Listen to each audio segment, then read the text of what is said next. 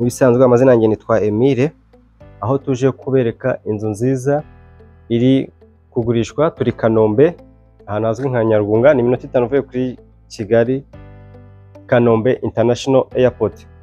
Kugera hano rero ni iminota nk'itanu n'imodoka uvuye i Kanombe, cyangwa iminota 4 bishobora guterwa. Ni iminota nk'ibi rero uvuye kuri kaburimbo ukabugeze kuri inzu. Turi kuyigusha $75,000, igiciro kiri negotiable mu gihe wabaye interesse.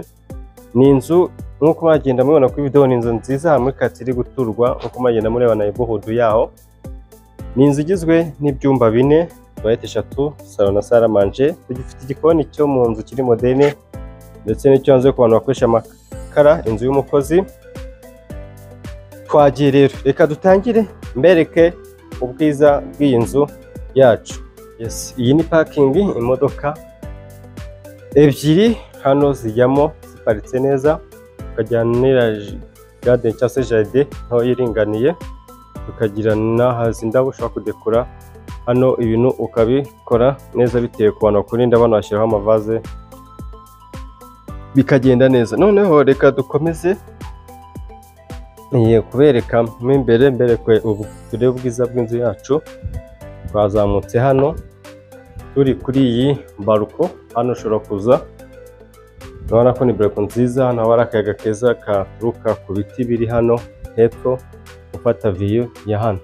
Reka twinjiremo imbere, twitangira hano muri living room cyangwa se muri salon. Ni salon nziza cyane nkuko murabona, urabona amatara yayo, wabona amarange isize, ifite decoration nziza. Ubona iyi TV stand, ubona ko ni inzu imeze neza cyane.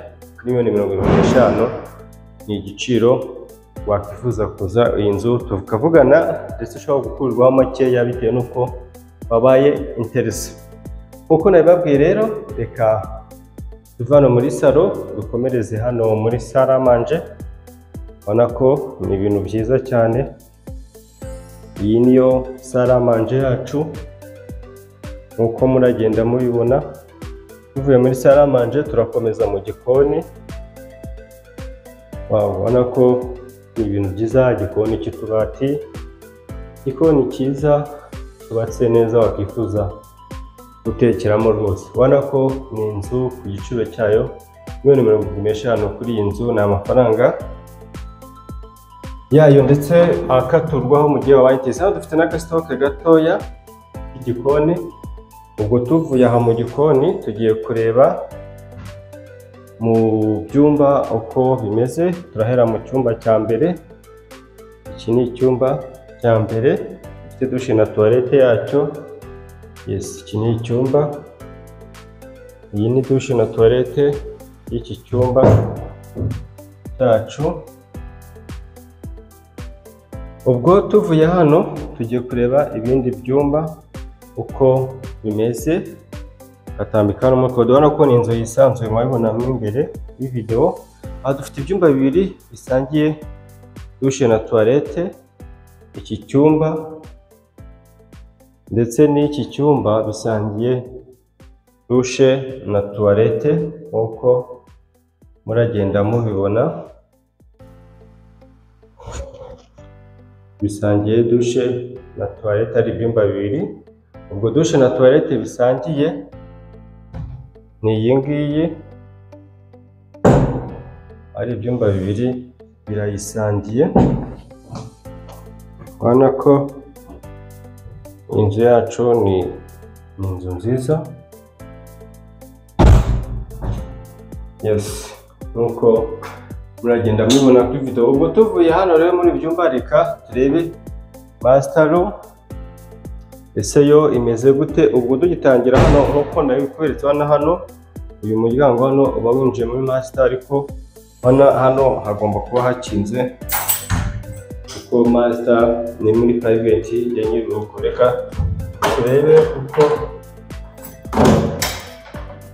Wow, twinjiye muri master. Urabona ko ni icyumba kinini cyisanzuye kirangana na salo.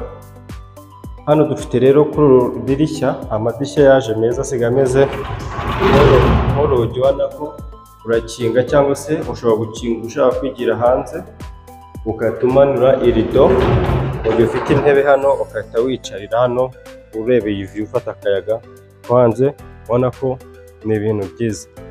Ubwo rero ubona ko iyi master yacu ni nini kandi irisanzuye, irahagije rwose, irangana nka salo. Hano rero dufite akabati, muri kukabona, aka ni akabati kayo. Ubwo hano tukagira n'iyi dushe na toilette iyi master yacu, uko muri kubibona. Iyi ni dushe na toilette.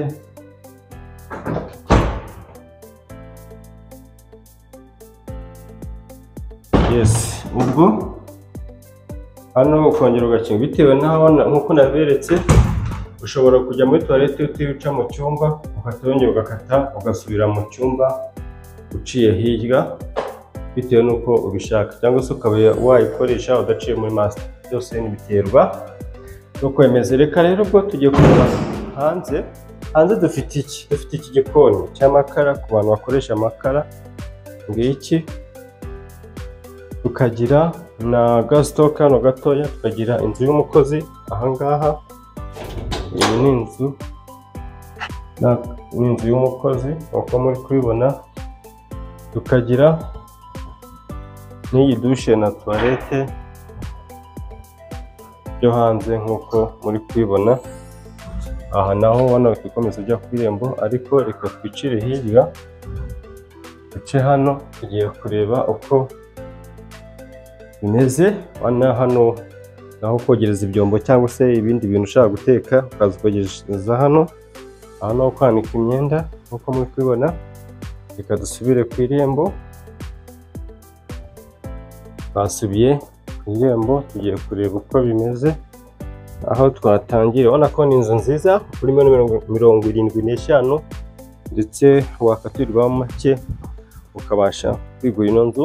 Turi Kanombe, ahantu hazwi nka Nyarugunga. Ubona ko ni karitsiye nziza cyane ituwe. Reka rero ngiye kubashimira kandi mpa n'ikaze ku bantu bashyashya hano, kwibutsa ngo ntugire gukanda subscribe kugira ngo ukomeze kujyana natwe, kandi ufite inshuti yawe wayibwira ko ahangaha niho honyine mu Rwanda ushobora gushakira ikijyanye n'inzu kugura cyangwa se no kugurisha. N'abantu bifuza kugurisha mwatwandikira mukatwegera, tukabamamariza ibikorwa byanyu, tukabasha kuvugana tugakorana. Reka mbashimire rero mwakoze kubana natwe, mwakoze cyane. Yari Emile mwari kumwe.